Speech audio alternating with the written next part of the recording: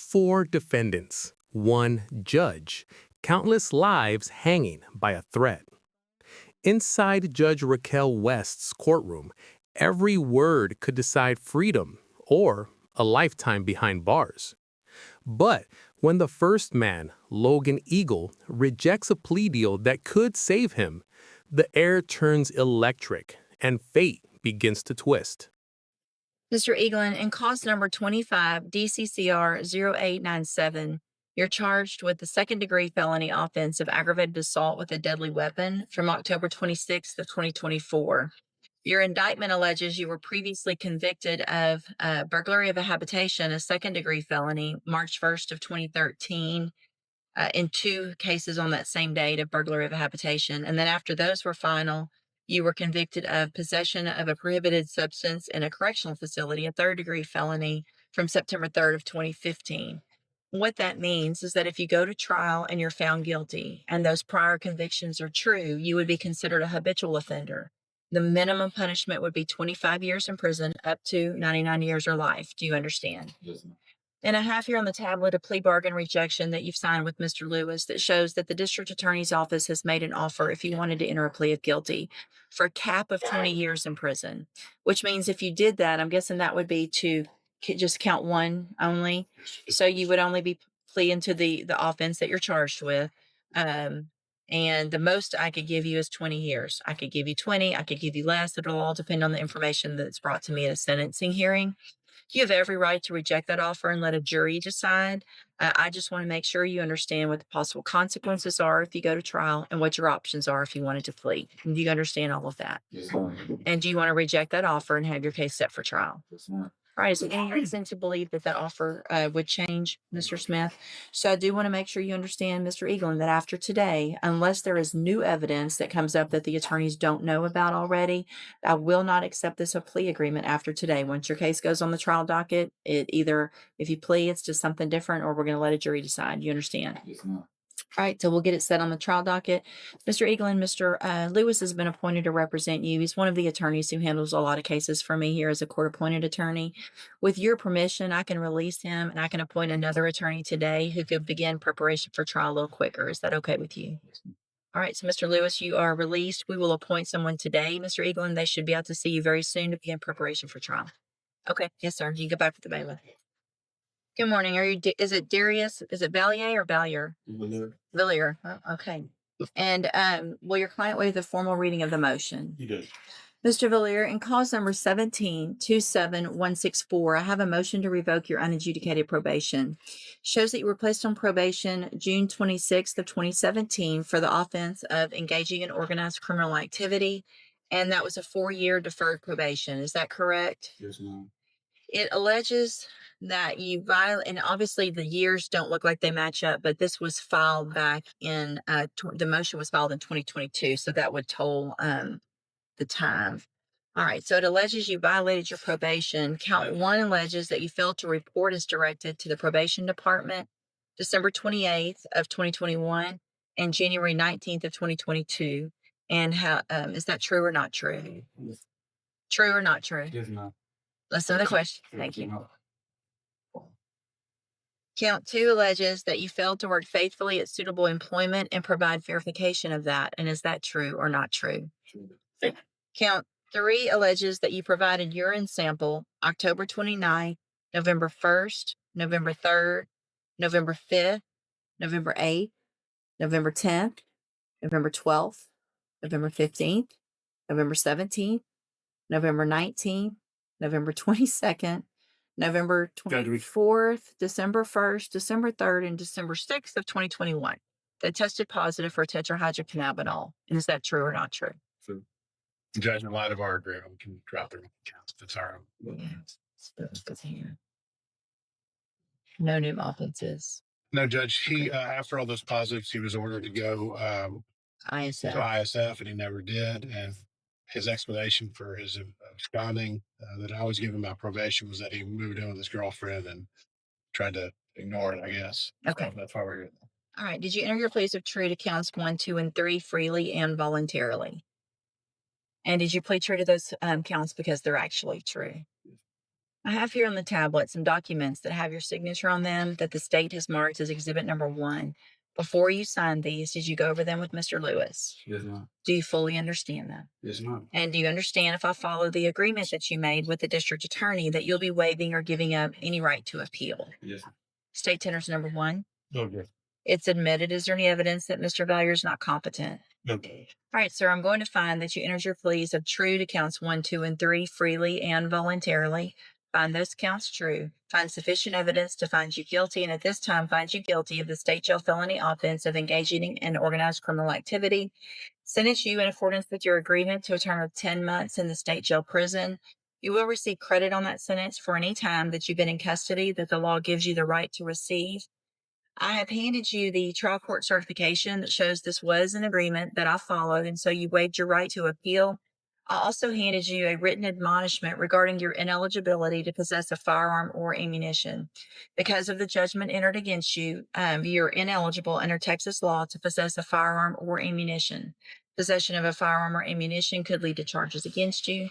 Firearm is a legal term, and you should read the written admonishment I provided you to see what devices qualify as a firearm. If you have questions about the laws that make you ineligible to possess a firearm or ammunition, or about how long that lasts, you can talk with Mr. Lewis. All right, good luck to you, sir. You can go back with the bailiff. Thank you. Thank y'all. Logan's gamble sets the tone. Risk over reason. Pride over mercy. Darius Valier follows, haunted by addiction and defiance, facing the end of his second chance. As the gavel strikes, redemption fades for some, while others beg for forgiveness.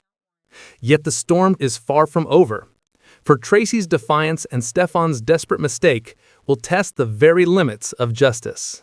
All right, ma'am. Again, you're Tracy Boyette, and will your client waive the formal reading of the indictment? Yeah.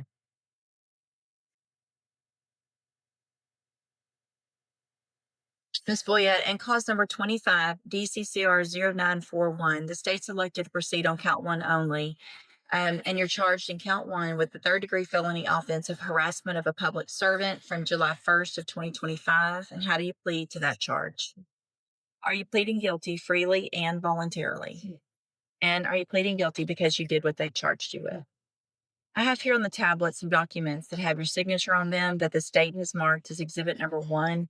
Before you signed these, did you go over them with Mr. Rojas? Do you fully understand them?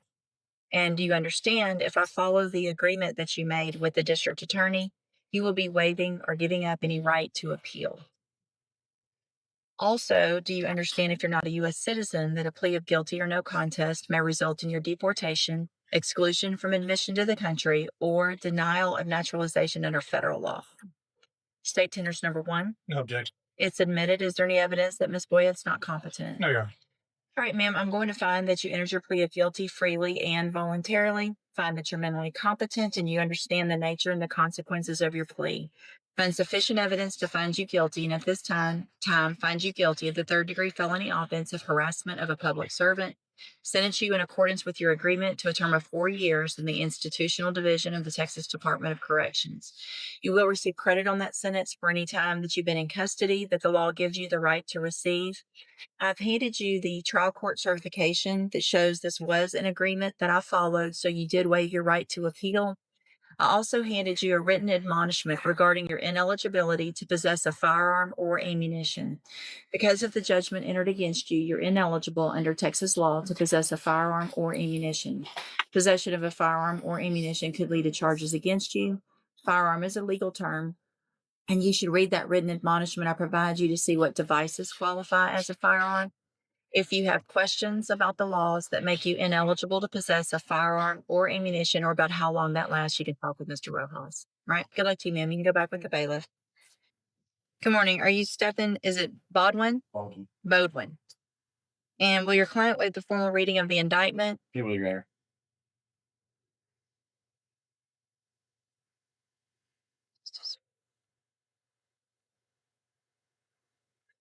Mr. Bodwin, in cause number 25, DCCR 0940, and so count 1 only, and then to the lesser attempted, correct? Correct.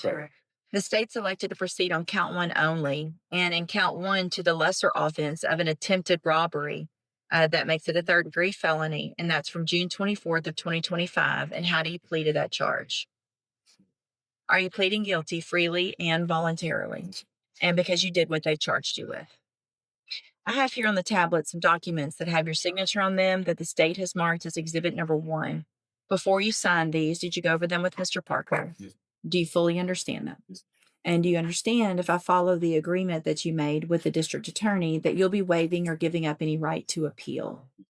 And it looks like the agreement that you've reached is for a 3-year deferred probation. There would be a $250 fine, and you would be required to follow all of the rules and conditions of probation. Is that your understanding? Yes. Do you also understand, if you're not a U.S. citizen, that a plea of guilty or no contest may result in your deportation, exclusion from admission to the country, or denial of naturalization under federal law? State tenders number 1. Objection. It's admitted. Any evidence that Mr. Bodwin is not competent? No, Your Honor. All right, sir, I'm going to find that you entered your plea of guilty freely and voluntarily. Find that you're mentally competent and you understand the nature and the consequences of your plea. Find sufficient evidence to find you guilty. However, I'm going to reset your case so that the probation department can do a pre-sentence report, and then we'll come back later for sentencing. Miss, I think he may have a parole issue, Judge. He does. In my read of this, if this is the only thing he's dealing with parole, and my experience with parole, I don't anticipate that they would probably revoke it based on these underlying facts. Okay. It'd be best if we okay, maybe see just what leave everything the same. information we can get, and if we need to withdraw this and plead to something else. Okay, yeah, and if y'all can look into that and see if Yeah. parole, have they already been out for a hearing? Oh, yes, ma'am. I had a revocation hearing on August the 19th, Mm-hmm. and they chose to reinstate my parole. Okay, But then when they brought the answer on August the 26th, she gave me a new violation for the same allegations that I'm dealing with. okay, Exactly allegation. okay. Just voted on the revocation. So they voted to revoke now, or No, they haven't voted they on it. haven't done it They yet? did vote, and then in the same instance, she Right. gave me a new violation. Do you know when they're coming? You have no idea when they're coming to do that? Scheduled for a hearing last week, and she didn't show up. Okay. If y'all will work to see maybe when that's going to happen so that we know, obviously, if they're going to revoke you, it doesn't make sense to put you on probation. If they're not, then we can go forward with this, but we'll find out before sentencing. Okay. You can go back with the bailiff. The courtroom hums with tension, 4 lives converging under the unflinching gaze of Judge Raquel West. Logan Eagle stands first, a man burdened by a violent past and a dangerous decision. Offered 20 years, he refuses. His voice trembles, but his resolve holds. One wrong turn, and 25 years or life await him. The judge's warning cuts deep. After today, there are no more deals. His silence seals his fate. Then comes Darius Valier, a man who has danced with the law too many times. His eyes betray exhaustion as probation violations are read aloud. Misreports, failed tests, lost control. The courtroom air thickens with judgment and pity alike. The verdict? 10 months. Not long, but long enough to remind him how close redemption came before he threw it away. Tracy Boyette steps forward next, charged with harassing a public servant. Her defiance masks fear, but Judge West sees through the facade. 4 years in prison, a sentence that echoes like thunder. Authority must be respected. The law must stand. Finally, Stefan Bodwin, young, regretful, and trembling, pleads guilty to attempted robbery. His future hangs in limbo as parole questions swirl.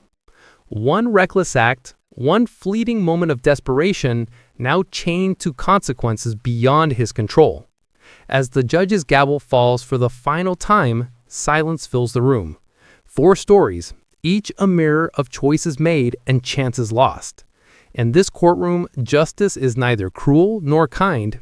It is inevitable. And when the doors close, one truth lingers in the air. Mercy is rare, but accountability never misses its mark.